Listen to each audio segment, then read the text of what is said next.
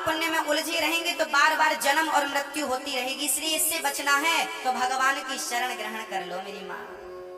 चलती चक्की देख के दिया कबीरा रोए, दो पाटन के बीच में साबुत बचा न कोई।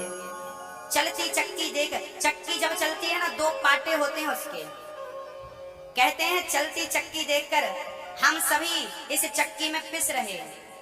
आप और हम क्या हो रहे हैं? पिस रहे हैं। लोग कहते हैं ना हम तो पिस रहे हैं। हाँ जी, कबीरदास जी ने ये दोहा कहा तो किसी संत ने कहा, चलते चक्की चलन दे पिस पिस आटा होए, और कीले पाटी में रहे तो बालना बांका होए।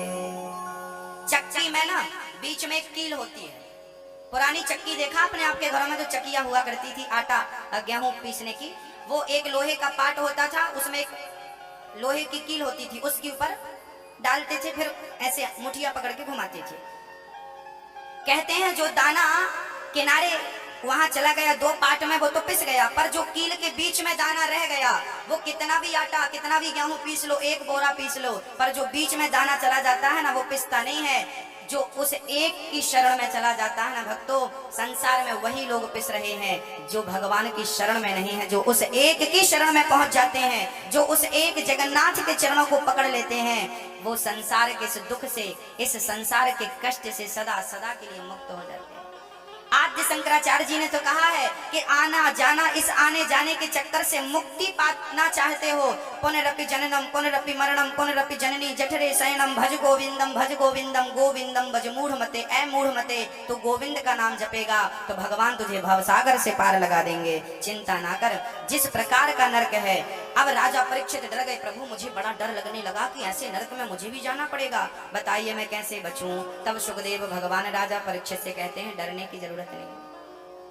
आप कितने भी बड़े पापी हैं, देखिए संसार में कोई पाप से बचा नहीं है, किसी से ज्यादा तो किसी से कम पाप तो लगभग सबसे ही होते हैं। कभी कभी जानकर होते हैं, कभी कभी अनजाने में होते हैं। अब क्या करें, हमसे पाप हो गए हैं तो क्या करें हम।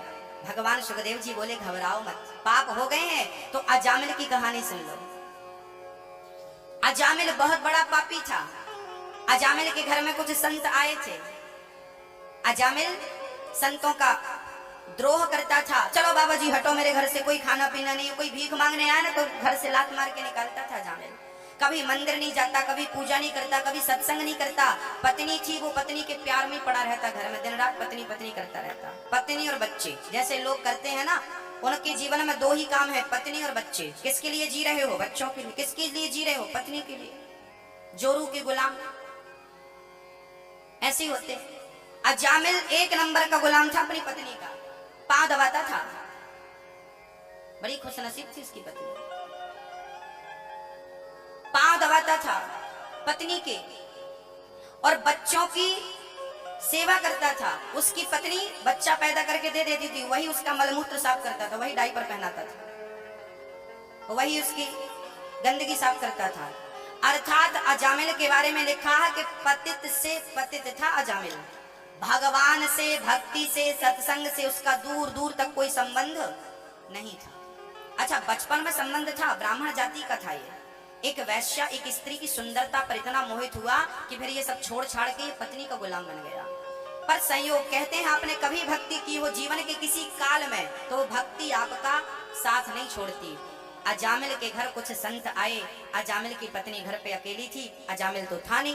पत्नी ने बिठाया, चरण दबाए, महात्मा जी क्या सेवा करूं, मैं वैश्या हूं, मेरे घर का अन्न खाएंगे आपकी बुद्धि भ्रष्ट हो जाएगी। संतों ने कहा बेटी ऐसी बात नहीं है, गंगा में हजारों नाले रोज जाकर गिरते हैं, गंगा नाला नहीं बनती, नालों को गंगा बना देती है। संत तेरा अन्न खाएंगे तो तेरी मन को, तेरी बुद्धि को, तेरे कुल को पवित्र कर देंगे। हमें कच्चा अन्न दे दे, आटा दे दे, सीधा दे दे।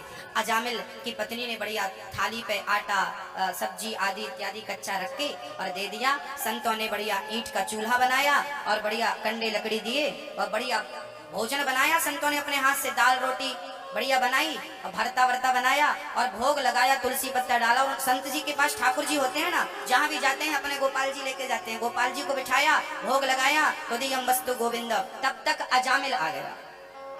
अजामिल ने कहा ये बाबा जी घर पे क्या कर रहे हैं? पत्नी बोली चुपचाप बैठ जाओ। अजामिल बैठ गया।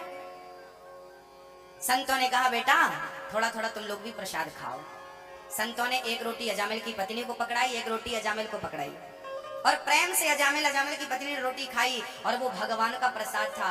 सत्यनारायण भगवान की कथा में लिखा है, कभी आपने सुनी हो, सत्यनारायण भगवान की कथा में लिखा है 5वें अध्याय में कि एक राजा था, ग्वाल वाल सत्यनारायण भगवान की पूजा कर रहे थे। एक राजा पहुंचा, ग्वाल वालों ने प्रसाद दिया, प्रसाद खा लो।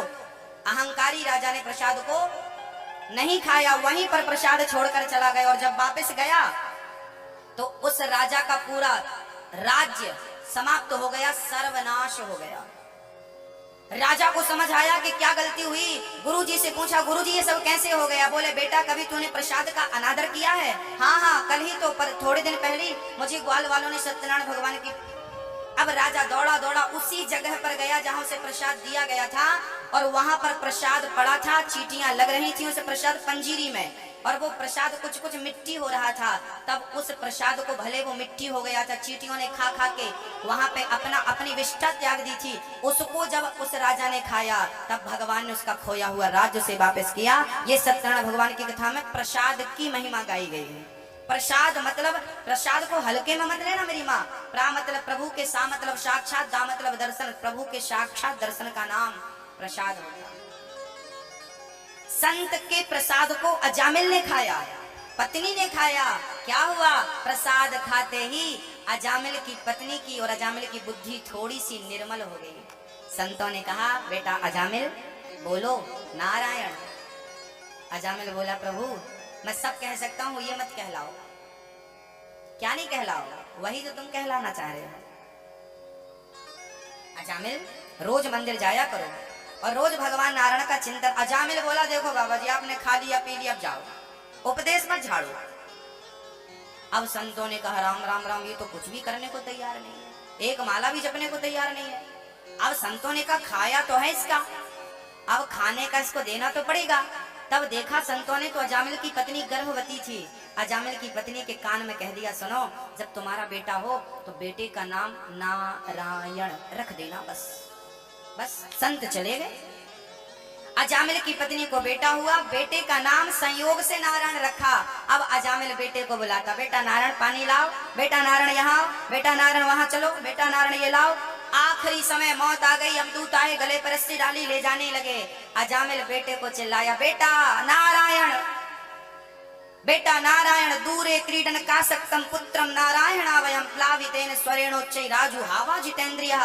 बेटा नारायण नारायण नारायण बुलाया था बेटे को, बेटे ने नहीं सुना। परमपिता परमात्मा ने सुन लिया, विमान भेज दिया और अजामिल जाने लगे। विमान पे चढ़ के यमदूतों ने कहा खबरदार ये हमारा ग्राहक है, कहाँ ले जा रहे हो?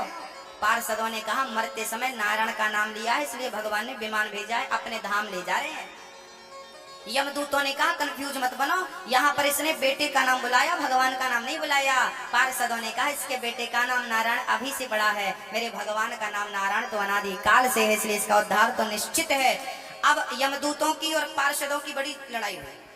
उन्होंने कहा ये हमारा है, ये हमारा।